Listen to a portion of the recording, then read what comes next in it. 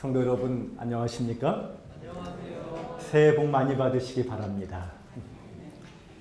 여러분 시편 73편 28절에 하나님께 가까이 함이 내게 복이라 하셨습니다. 다른 복보다 올 한 해는 하나님과 더욱 가까워지시는 동행의 축복을 우리 모두 누리게 되시기를 간절히 바랍니다. 저는 창세기 47장 7절로 10절의 말씀을 중심으로 나이를 먹는 지혜라는 제목으로 하나님 말씀을 증거하도록 하겠습니다. 2017년 정유년 새해 첫 안식일이 되었습니다. 제가 아는 어떤 분이 사위가 운영하는 병원에 입원을 하였는데 사위인 의사가 회진을 하면서 옆에 있는 환자에게 먹지 말아야 할 것을 설명하였습니다. 고기도 먹지 말고 기름진 거 먹지 말고 단 음식 먹지 말고 찬 음식 먹지 말고 밀가루 먹지 말고 옆에서 그것을 듣다 보니 숨이 막히는 것입니다. 이제 나도 맛있는 거 못 먹겠구나 생각하고 마음의 각오를 하며 차례를 기다렸어요. 이제 사위가 왔습니다. 여보게 나는 무엇을 먹지 말아야 하나 하고 물었습니다.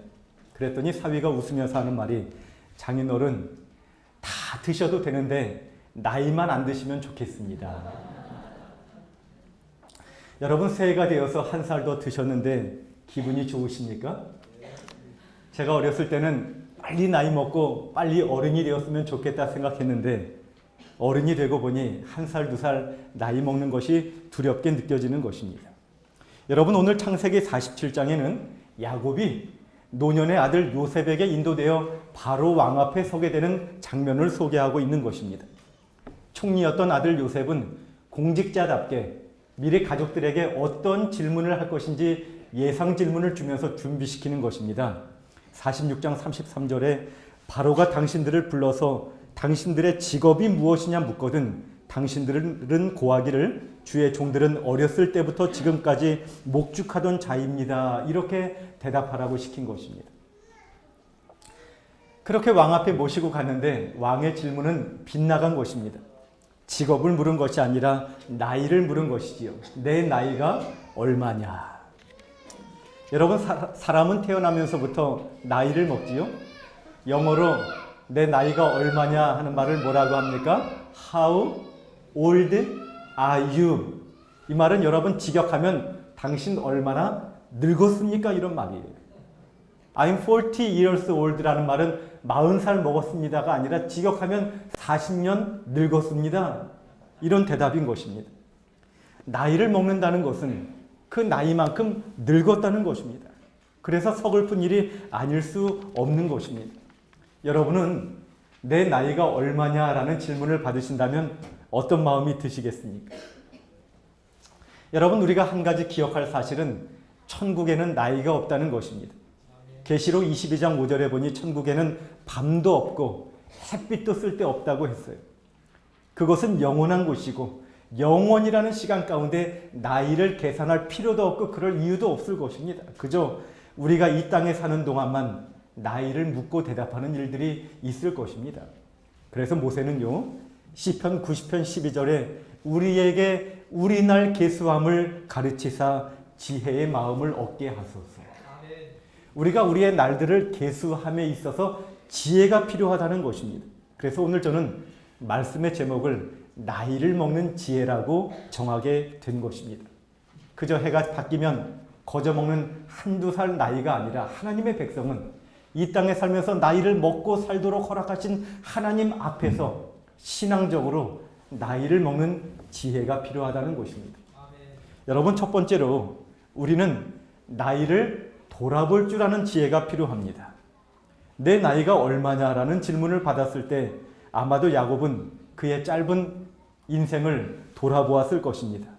야곱이 태어날 때 하나님은 큰 자가 어린 자를 섬기리라는 예언을 주셨지만 그는 인간적인 방법을 동원하여서 형의 장자권을 사게 되었고 그리고 그가 77세 될 때에 아버지를 속이고 장자권을 거짓으로 탈취하게 된 것입니다. 형이 무서워서 바단 아람으로 도망가서 20년의 세월을 보냈습니다. 거기서 사랑하는 라헬을 만나기도 했지만 외삼촌 라반에게 속아서 원치 않는 아내들을 얻어야 했고 또 힘들게 20년 동안 일하고 노역도 제대로 받지 못했습니다.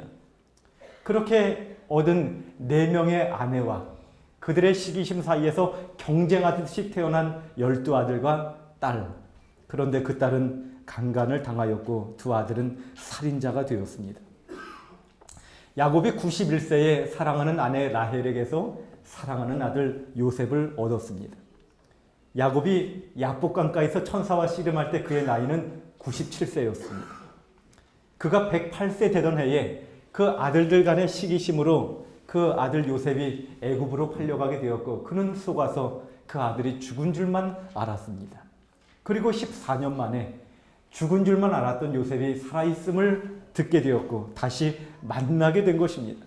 여러분, 그렇게 속이고 속고한 인생의 나이가 130년이 된 것입니다. 아마 이 모든 일을 돌아보면서 야곱은 바로가 내 나이가 얼마냐 하고 물을 때 돌아보면서 한숨을 쉬었을 것입니다. 내 나그네 길의 세월이 130년입니다. 내 나이가 얼마 못되니 우리 조상의 연조에 미치지 못하지만 험악한 세월을 보내었나이다. 이렇게 말하고 있는 거예요. 사랑하는 태는 가족 여러분, 우리 인생이 참 고단하고 험악하지 않습니까? 욥기 5장 7절에 인생은 고난을 위하여 났다고 했습니다. 시편 90편 10절에 우리가 70이요 강권하면 80이라도 그 연수의 자랑은 수고와 슬픔뿐이라 하였습니다. 여러분, 인간적으로 생각해 보면 50년 살았다는 것은 50년 고생했다는 것입니다. 60년 살았다는 것은 60년 고생했다는 거예요. 나이가 더할수록 이 죄 많은 세상에서 정말 힘들게 살고 있는 험악한 세월을 보내고 있는 우리 성도들을 보게 되는 것입니다.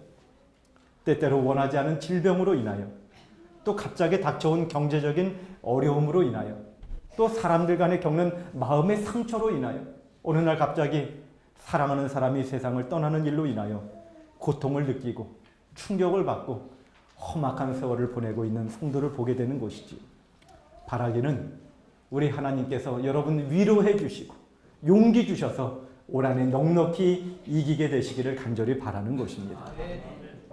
여러분, 나무를 잘라보면, 나이테를 보면, 식물을 연구하는 사람들은 그 나이에 나이뿐만 아니라 어느 해에 흉년이 있었고 어느 해에 산불이 있었는지 고난의 흔적도 알 수 있다는 것입니다. 그런데 시편 34편 19절에 의인은 고난이 많으나 여호와께서 그 모든 고난에서 건지시는도다.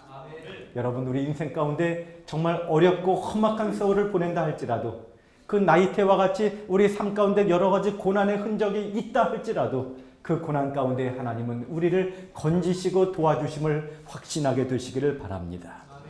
얼마 전에 과학기술 잡지인 포퓰러 머케닉스라는 책에서 이스라엘과 영국의 법 인류학자들 그리고 컴퓨터 프로그래머들이 모여서 그 당시의 모든 자료들을 모아서 예수님의 얼굴을 한번 재현해 보았더니, 여러분, 우리가 알고 있는 미남의 얼굴이 아니라 예수님은 사실 못생겼다는 것입니다. 요한복음 8장 57절에 유대인들이 예수님을 공격하면서 내가 아직 50도 못 되었는데 아브라함을 보았느냐? 사실 그때 예수님 30대 초반이었거든요. 정상적으로 말하면 40도 못 되었는데 해야 되는데 아마 예수님이 나이보다 훨씬 늙어 보이셨던 것 같아요. 고생을 많이 하신 것입니다.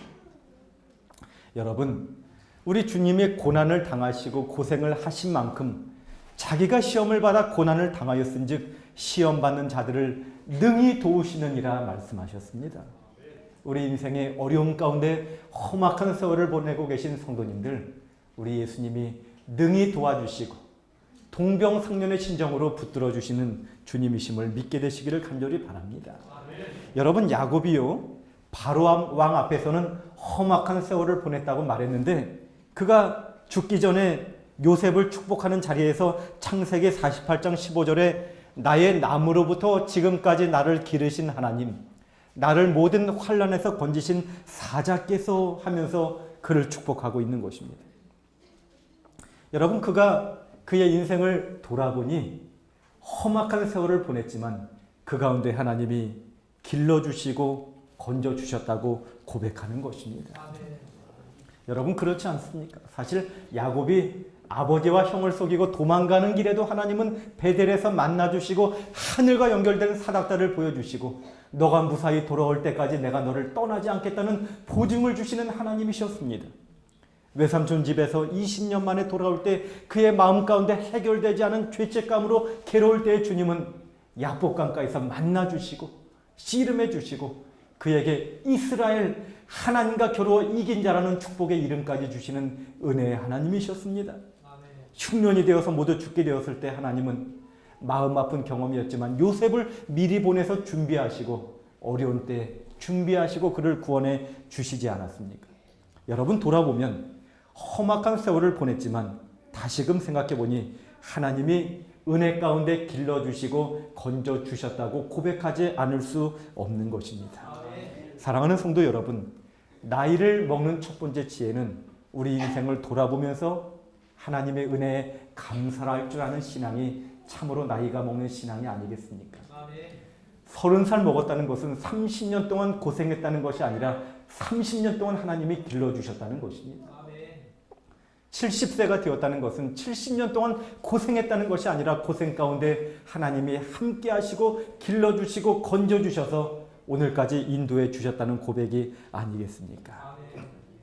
여러분, 이 새 첫 안식일에 한 살 더 먹으셨는데 지난 인생 가운데 인도하신 하나님의 은혜를 다시 한번 헤아려 보면서 하나님 앞에 진정으로 감사를 드릴 줄 아는 나이 먹는 지혜가 있는 저와 여러분이 되시기를 주님의 이름으로 축원합니다. 여러분, 두 번째 나이 먹는 지혜는 나이를 생각할 줄 아는 지혜입니다. 다시 말하면 지금 내가 영적으로 나이값 하면서 살고 있는지 한번 생각해 보라는 것입니다. 내 나이가 얼마냐라는 질문을 받을 때 야곱은 그의 조상들의 나이와 비교해 보았습니다. 내 나이가 우리 조상의 연조에 미치지 못합니다. 이렇게 말을 했어요. 여러분, 야곱의 할아버지 아브라함은 175세까지 살았고 아버지 이삭은 180세까지 살았습니다. 그는 그때 나이 130세였고 14년을 더 살고 147세에 죽었습니다. 아마도 그가 그의 조상만큼 살지 못한 이유는 그가 더 고생을 했기 때문이 아닐까 생각이 듭니다.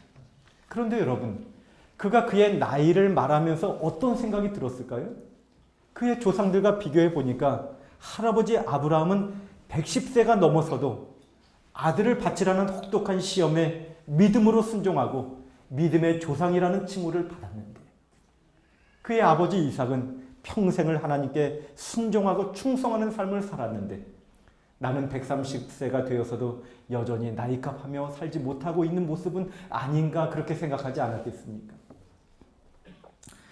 여러분, 동양 사람들은 나이를 매우 중요하게 생각하지요. 그래서 나이에 따라서 호칭을 붙입니다. 15살은 지학, 학문의 뜻을 두는 나이, 20살은 약관, 성인이 되는 나이, 30세는 일입, 가정과 사회의 기반을 두는 나이, 40세는 불혹, 얼마나 마음이 성숙했는지 더 이상 유혹을 받지 않는 나이, 50세는 지천명, 하늘의 뜻을 헤아릴 정도로 영적인 성숙을 이룬 나이라는 것이죠. 회갑, 진갑, 미수, 고희, 희수, 미수, 졸수, 백수. 여러분, 그런 모든 나이들이 그 사람의 나이에 맞게 성숙을 이루는 과정을 동양 사람들이 설명하고 있지 않습니까? 그런데요, 우리 어르신들 앞에 참 죄송하지만 저도 내년이면 50인데 지천명, 하늘의 뜻을 알 수 있을 만큼 성숙했는가 생각해 보니 참 부끄러운 마음이 드는 거예요. 우리 박정훈 목사님도 내일 모레면 40세 불혹인데 세상의 미혹함이 느껴지지 않을 만큼 성숙해지셨지요?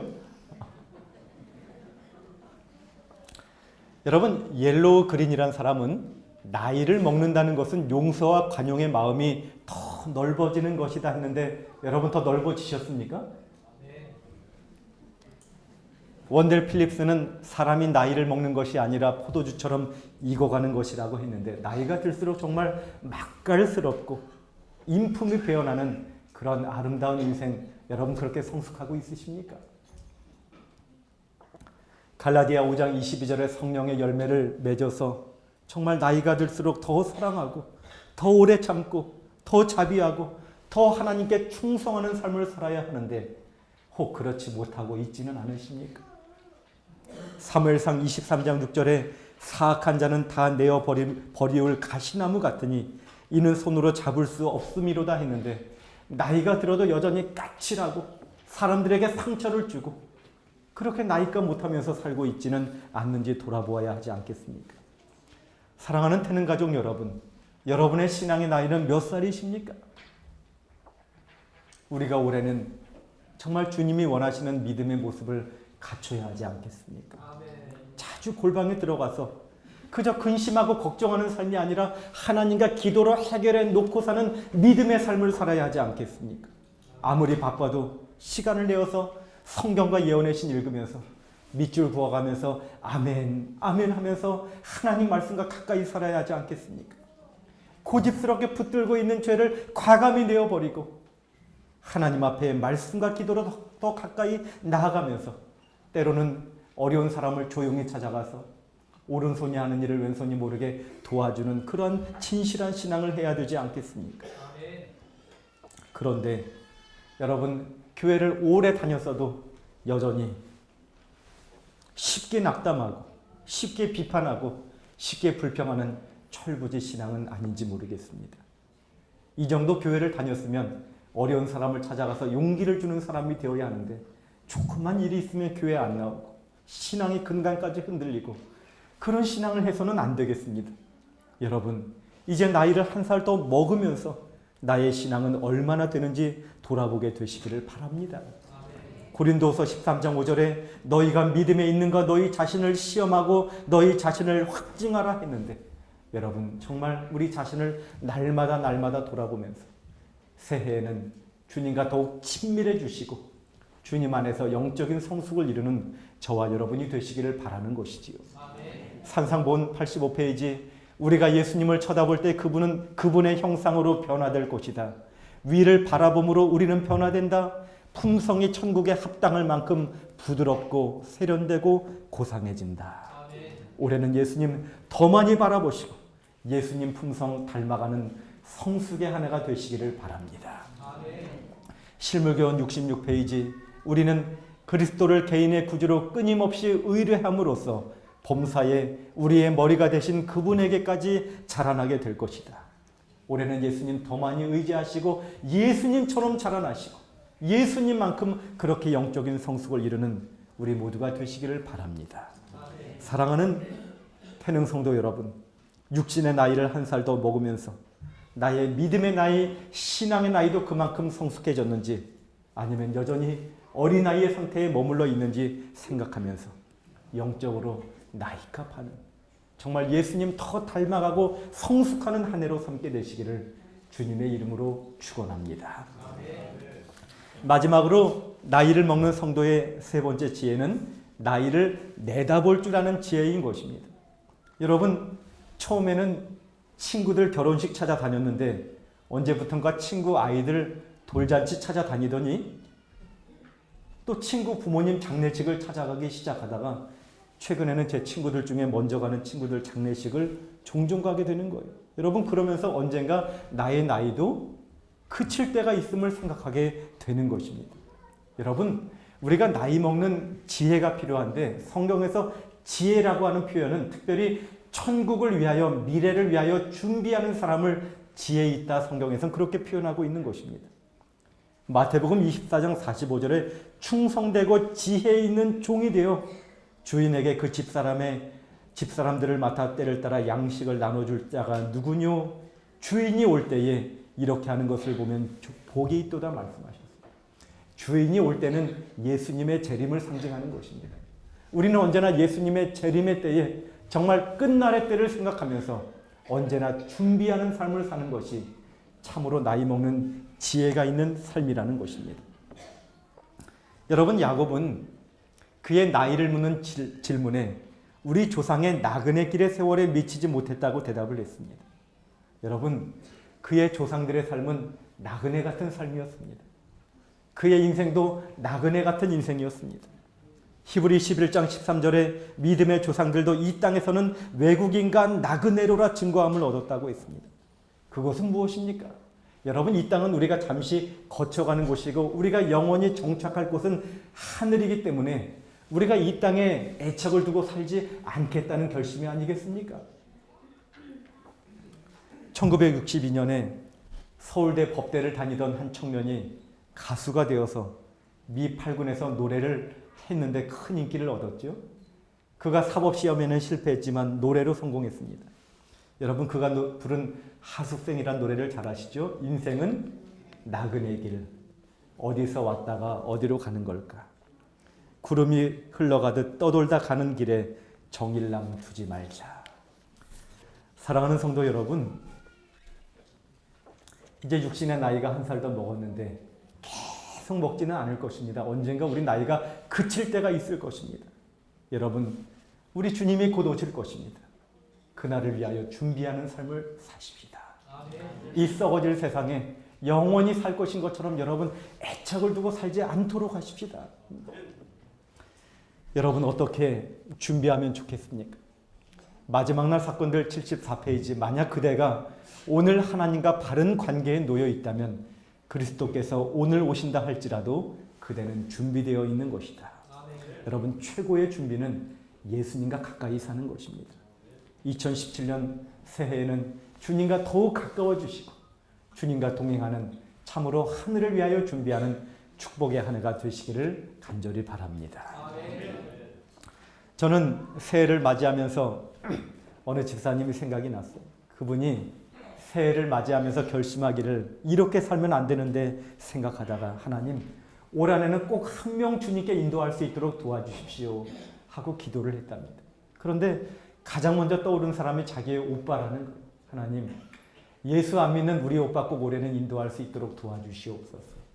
근데 오빠가 나이가 드셨는데도 여전히 이 신앙에 대해서 반감이 있는 것입니다. 근데 오빠를 위하여 기도하는 중에 거의 연말이 다 됐는데 오빠가 심각한 병에 걸린 것입니다. 오빠가 곧 돌아가실 것 같은 생각이 들었어요. 인천에 사는 이 집사님이 오빠가 사는 충주까지 기차를 타고 내려가셨어요. 그리고 오빠를 만나서 오빠, 꼭 예수님 믿어야 돼요. 예수님 안에 영원히 사는 길이 있어요. 근데 이 오빠는 야, 너 그 말 하러 여기까지 왔니? 그런 말 하려면 오지도 마. 이렇게 거절하더라는 거예요.